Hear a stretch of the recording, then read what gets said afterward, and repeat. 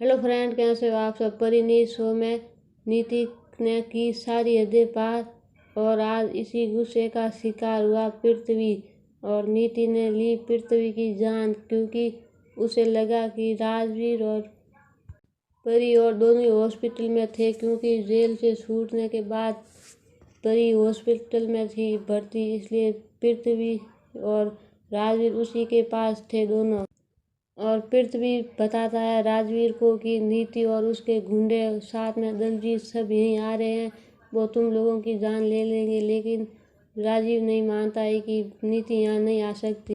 लेकिन नीति और उसके गुंडे वहाँ पर आ जाते हैं और वो तीनों छुप जाते हैं। उस नीति के जाने के बाद राजवीर और परी को पृथ्वी वहाँ से भगा देता है। इसके बाद नीति फिर से आती है और कहती है, तुमने राजवीर को मुझसे दूर किया है। पृथ्वी कहता है कि तुम पागलपन कर रही हो, क्योंकि संजू तुम्हारा नहीं हो सकता, वो परी का है और तुम उसे छीन नहीं सकती।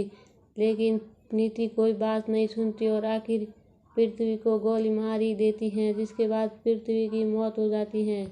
आखिरकार नीति को पुलिस पकड़ के ले जाती है और कहती है कि तुम्हारी परी की जान लेना चाहती है और तुम्हारी बेटी पागल है, इसलिए उसको बाहर रहने का कोई हक नहीं है, वो सिर्फ जेल में ही रहती है। लेकिन उसकी माँ कहती है मेरी बेटी ऐसा नहीं कर सकती, लेकिन पुलिस वाले उनकी कोई बात नहीं सुनते हैं। नीति अंदर चिल्लाती है कि मुझे बाहर जाना है, मुझे बाहर जाना है, लेकिन वो बाहर नहीं आ पाती हैं।